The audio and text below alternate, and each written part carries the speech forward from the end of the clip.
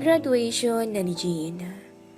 Napagdesisyonan kong pumunta sa bahay nila para sa dinner na sinabi niya. Hindi kami nag-usap, maliban sa confirmation na nireply ko sa text niya. Si ate, wala pa rin. Hindi nagpaparamdam. Ngayon, after a week and a day, tsaka lang kami magkikita. Sabi nga ni Sir Rocky sa akin kahapon, hindi ako pwedeng lumayo lang dahil masyadong mahalaga ang iiwan ko. Pero sabi din niya, huwag kong gayahin yung style ni MacArthur. Minimum damage dapat. Kung paano ko gagawin yun, bahala na. Si Jane ang nagbukas ng pinto. Nadatnan ko sa loob ang mama niya na nakabihis pa ng pang-graduation.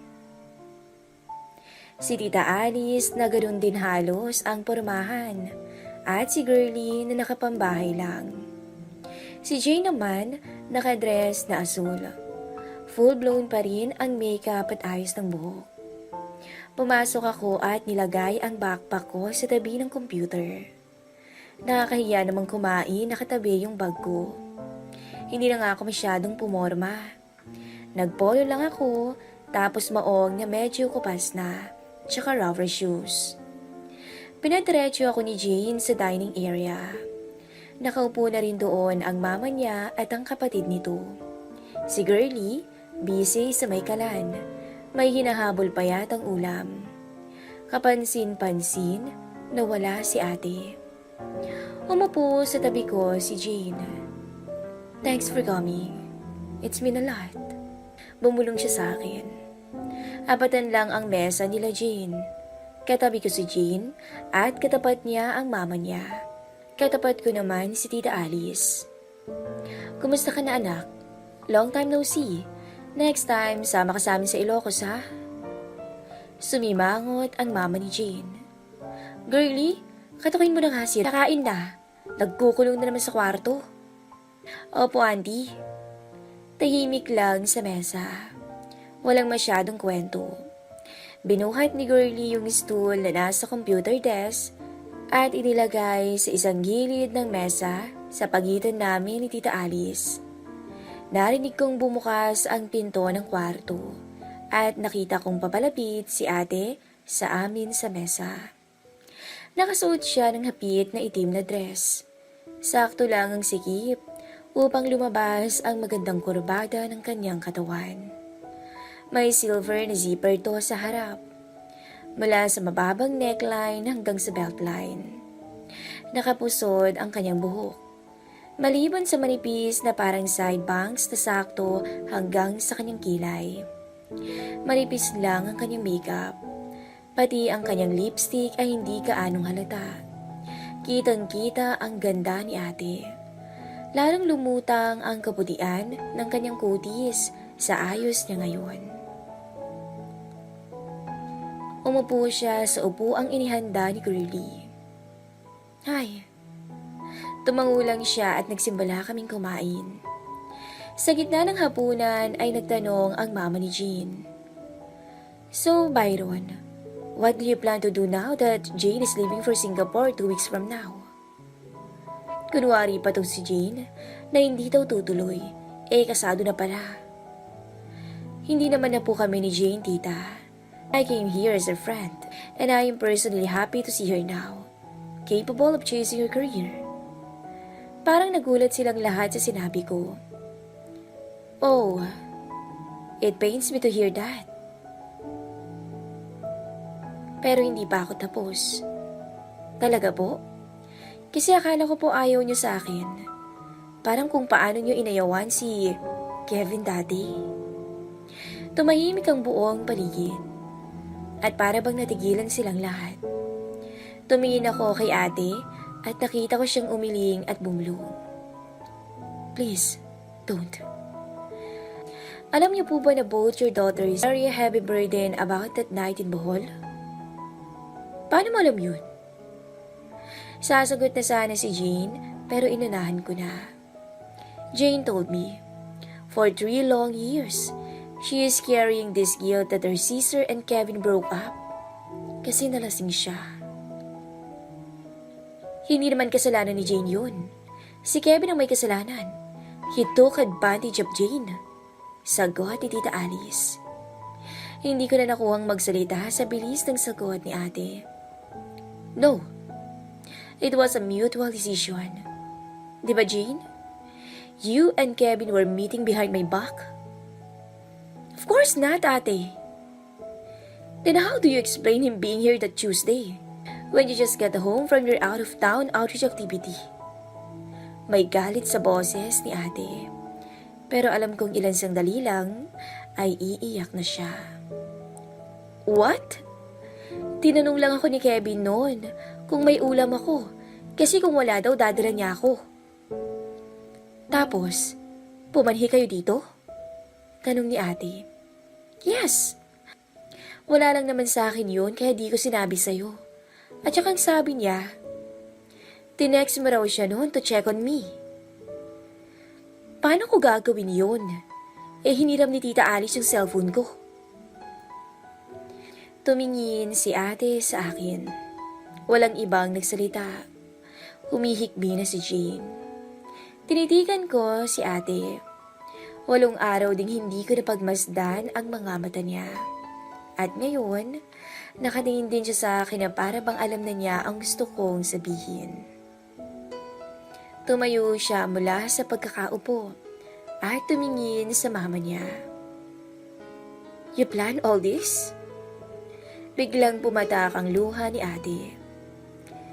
Si Tita Alice yung nag-text kay Kevin to be here. So he can be seen with Jane and someone can take pictures and send it to me. What pictures? Tanong ng mami niya. Tumayo ako at kinuha ang backpack ko. Inilabas ko ang mga larawan sa loob ng envelope. Nakita ko ang reaksyon sa mukha ni Jane. Nagulat siya at tuluyan ng umiyak. Nakita kong nagulat din ang mama nila. Impossible. I was with you the whole time, Maxine. Sabi ng mama niya. Unti-unti na ring nagluluha ang mata ni tita, habang salitang tumitingin sa dalawa niyang anak. Relax, Maxine. Si Tita Alice ang nag-text kay Kevin. Dahil sabi mo nga, nasa kanyang cellphone mo the whole time you and Kevin were apart. Tumingin ako kay Tita Alice. Hindi lang yun. Siya rin ang kumuha ng pictures na yan, Maxine. It's a nice story, Sherlock. Nasobrahan kaya sa panonood kay Detective Conan. Nasa seminar ako niyan. Out of town. Remember, Maxine? Jane? Mali, Maxine. Tingnan mo tong unang picture ni Kevin. Anong oras yan base sa timestamp? 11:48 a.m. Wika ni ate. Eto yung kasunod niyan. Anong oras? 12:13 p.m. Nakatingin sa akin ang lahat, maliban kay Jean na pinili na lang yumuko sa mesa. May halos 20 minutes na pagitan. Hindi mo ba sasabihin, Tita Alice, kung bakit? Umiling siya. I wish I know. Ngumiti ako at uminom ng tubig. Parang isang prima donna sa entablado.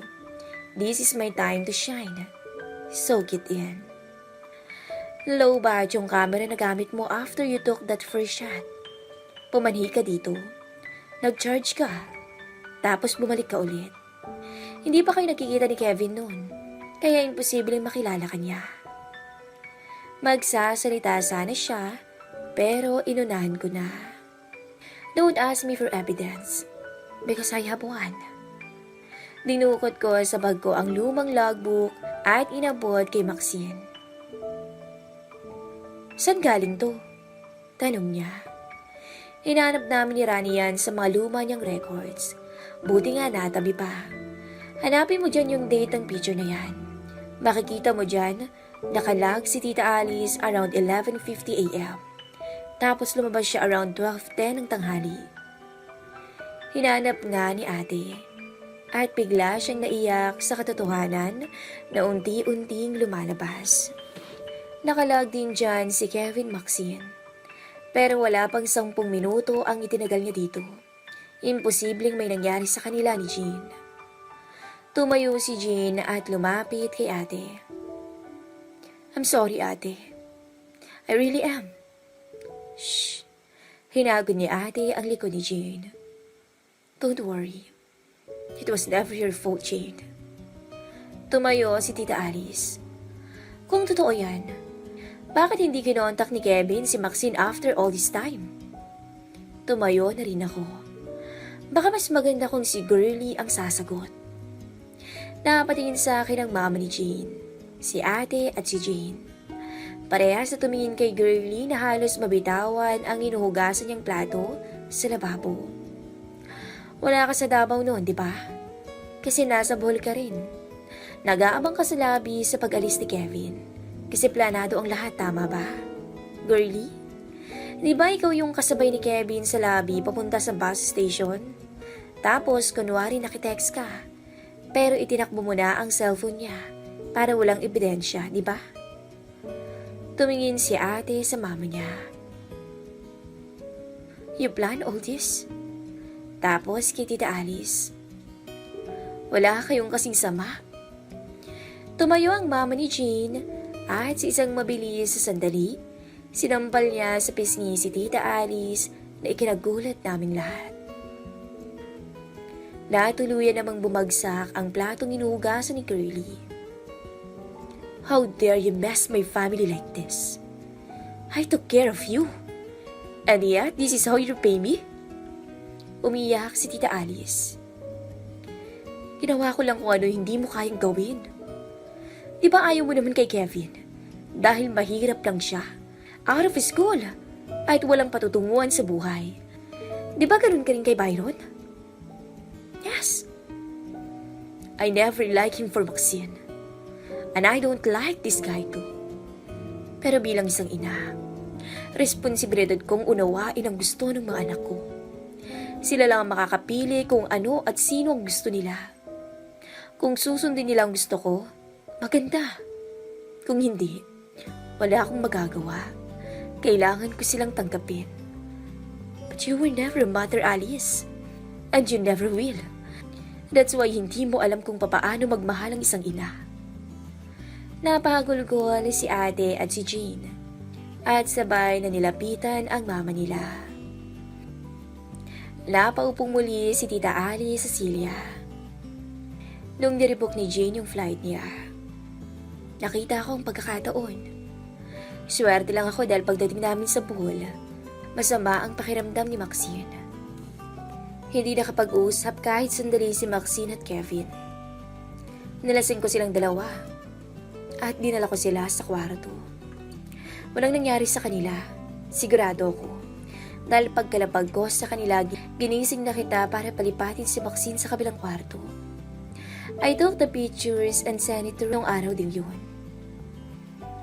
Because you thought Maxine would choose Kevin over Jean? You underestimated my daughters and the love they have for each other. And you don't have the right to do what you just did.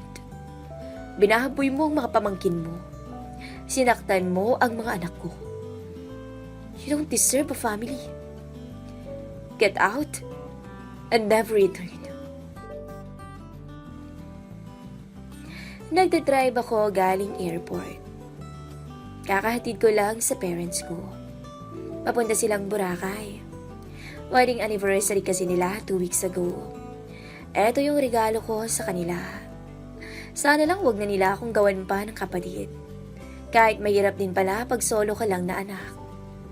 Ako na nga nagbayad ng lahat ng gasto sa biyahe nila. Ako pa rin ang driver. Pero okay lang. Wala ako sa estado ko ngayon kung wala sila. Sinuwerte ako sa karera ko. Wala pang 1 buwan, pagkatapos ng graduation, nakapasok na ako sa isang multinational company. Maganda ang napasukan kong trabaho. Mag-1 taon pa lang ako dito sa first job ko. Na-promote na agad ako. Nakachamba nga, sabi ng tatay ko. Part-time professor din ako sa isang university malapit sa LRT. Malapit na rin akong matapos sa pangalawang semester ng master's degree na kinukuha ko. Kung paano ko napagkasya lahat ng to sa oras ko, hindi ko rin alam. Hindi naman ako nagka-girlfriend mula nang maghiwalay kami ni ate ng graduation dinner ni Jean. Kaya walang masyadong kahati sa oras ko. Nag-ring ang cellphone ko habang tinatahak ko ang daan pa uwi. Sinagot ko to at nilagay ko sa hands-free. Sino to? Sinabi ng babae ang pangalan niya. Pero kahit hindi niya sabihin, alam ko kung sino siya. Kamusta? It's been a while. Paano mo nalaman number ko? Tinanong ko kay Rani. Ayaw pa nga ibigay sa akin, baka daw magalit ka. Si Rani talaga oh. Anyway, kamusta ka? I am happy we get in touch. Ayos naman. Babati lang ako ng advance happy birthday. Birthday ko nga pala next week. Labor Day. Salamat ah. Nasa Pilipinas ka ba? Tanong ko. Oo, pero babalik na ako sa New Jersey 5 days from now. Kaya nga binati na kita. Salamat ulit. I hope na patawad mo ako after all that happened. Huwag na nating balikan yun. I-text mo sa akin ang address mo. Yung husband ko kasi, nakakita ng jersey ni Allen Iverson somewhere in Times Square. Parehas pala kayo ng favorite player, kaya pinabilihan din kita. Regalo ko na sa'yo. Wow! Salamat! Sobra! Pakisabi rin sa husband mo, anong jersey? Philadelphia or Denver? Aba, hindi ko alam. Pare-parehas lang naman yung itsura ng mga NBA player, di ba? Yung husband ko, sobrang paborito yung Iverson. Ipapangalan daw niya sa baby girl namin, Alinita Maxine. Natawa ko. Parang gamot ah. Pero, salamat. Sobra. O, sige na. Just let me know your mailing address so I can ship it. Sorry ah. Sobrang hectic ng schedule pagbalik bayan. Hindi na tayo makapag-meet man lang. I understand. Just this call, it means a lot. Thank you. Sleep, my sons. Your duty done, for freedom's light has come. Sleep in the silent depths of the sea, or in your bed of hallowed sod, until you hear at dawn the low, clear reveal of God. Yan ang mga salitang nakasulat sa altar dito sa Pacific War Memorial Chapel, dito sa Corregidor. Ilang minuto na lang, ay tatapat sa pinakasentro ng butas ng dome na to ang araw, at masisinaga ng liwanag na direktang magmumula sa araw ng altar na to.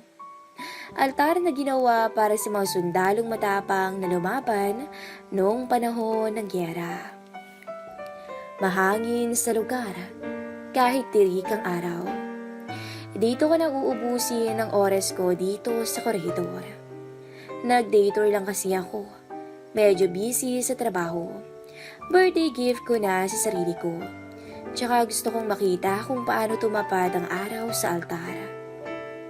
Kaunti lang ang tao sa chapel. Parang nung unang nagpunta ako dito, wala na nga yata talagang entresado sa kasaysayan. Mga 6 lang kami, pero parang lahat kami, isa lang ang hinihintay. Lumayo ako sa karamihan ng mga tao at tumayo sa gawi kung saan tanaw ko ang dagat. Natanaw ko ang mga bagong grupo ng turista na bumaba galing sa tram at nagtatakbuhan papunta sa chapel.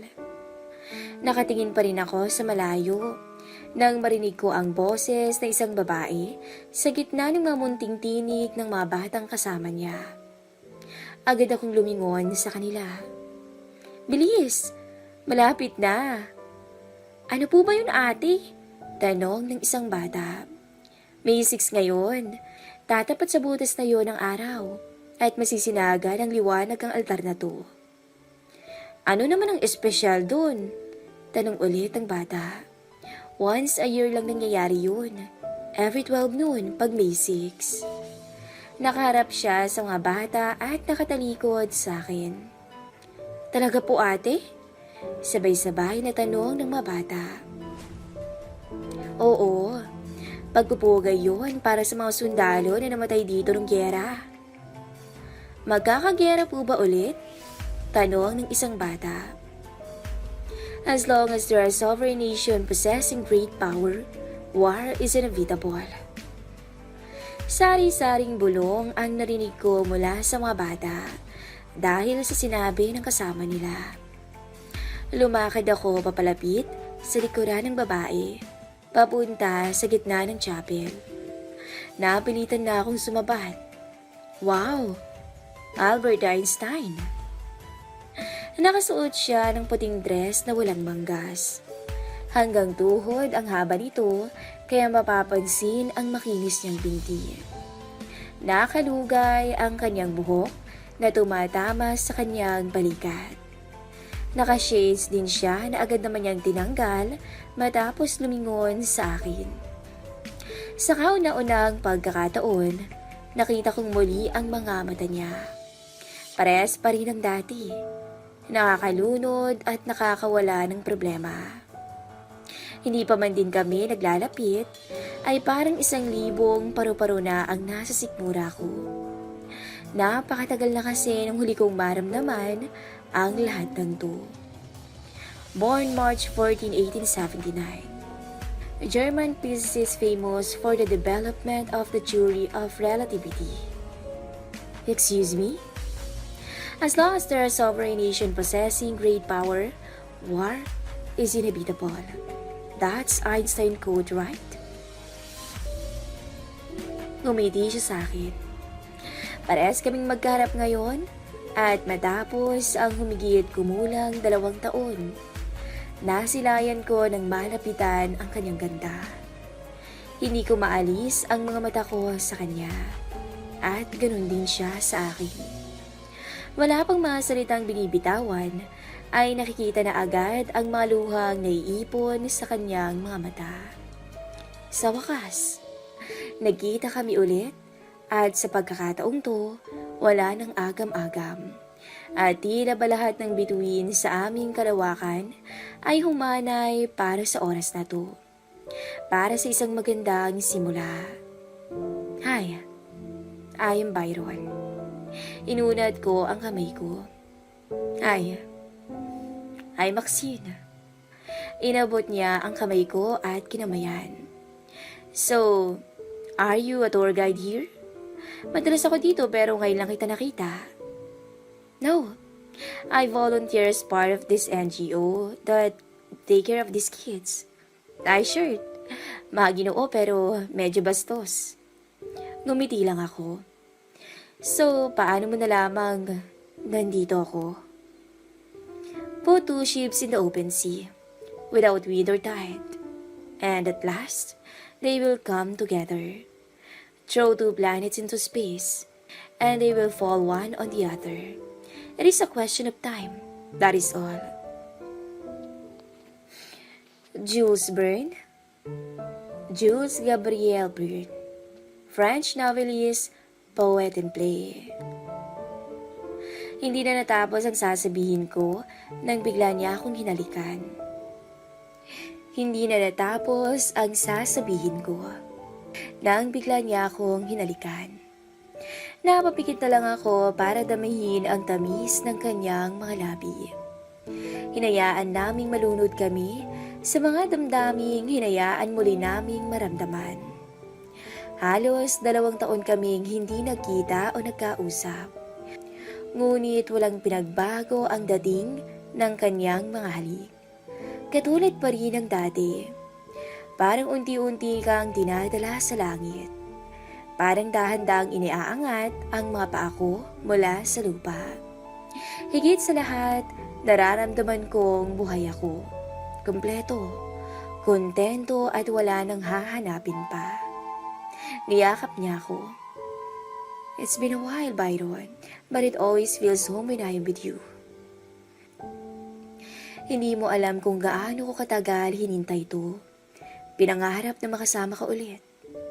I am sorry for everything. I could have been a better man, a better person for you. Hindi mo alam kung gaano ko katagal hinintay to. Pinangarap na makasama ka ulit. I am so sorry for everything. I could have been a better man, a better person for you. Unti-unti nang bumatak ang luha ko, kasabayang pag-ihip ng mahinang hangin. Hinawakan niya ako sa pisngi at pinunasan ang mga luha ko. I love you as you are, Byron. We all have our beautiful sides, our painful sides, but I love you for both, better or worse. I love the man who would love me no matter what universe you are in. Hinawi ko ang kanyang buhok. Tumingin siya sa akin. Nakita ko sa kanyang mga mata ang isang bagay na matagal ko nang hinahanap. Yung isang bahagi ng kaluluwa ko. For one moment, I never cared about the world. I found my world in her. Do you think, in an alternate universe where everything else is ideal, you would take my hand as we walk towards the sunset of our lives? It doesn't have to be ideal. Life has a funny way of its own twists and turns. And no matter what universe we are in, I am willing to take all those bends and humps on the roads with you. It's not always that people find the one that makes everything complete. So when you find it, keep it. Hold on to it, no matter what the cost. I love you. I love you with all of me. Hinalikan niya akong muli habang tumatapat ang araw sa butas ng dome. Tinamaan na ng sinag nito ang puting altar na alaala ng mga namatay sa laban ng korehidora. Magkatabi kami ni Maxine sa kama ng ospital. Nagpapalakas siya at nasa tabi niya ang bagong panganak na sanggol. Nagring ang cellphone niya at pinasagot niya sa akin. Hello, Jane. Byron, kumusta? Nanganak na ba si ate? Nilagay ko sa speakerphone ang telepono. Hi, Jane. Oo, nanganak na ako. Eto, baby boy. Wow. Congrats, ate ah. Sorry we can't be there. Sobrang busy sa work. Tsaka di ba lilipat na kami from New Jersey to San Diego? Kaya ang daming inaasikaso. Ayos lang, Jane. Bawi ka na lang next time. At kumusta sa husband mo at sa pamangkin ko dyan, ha? Oo naman, ate. Oy, Byron. Alagaan mo yung anak niyo, ha? Baka ate ko lang mapupuyat dyan, lagot ka sa akin. Sumagot ang biyanan ko mula sa kabilang dako ng kwarto ng ospital. Oy, Jane. Sobrang responsable nitong si Byron, ano? Kaya sigurado akong hindi mapapagod si Maxine dito. Hi, Ma! Biro lang naman yun. Sige, tatawag po ako ulit mamaya. I love you, Ma. I love you, ate. Bye, Jane. I love you. Pinutol na ni Jane ang tawag. Ano nga ulit ang pangalan ng apo ko? Tanong ng biyanan ko. We name him after one of the best characters in a love story that Byron and I knew. You can call him Ben.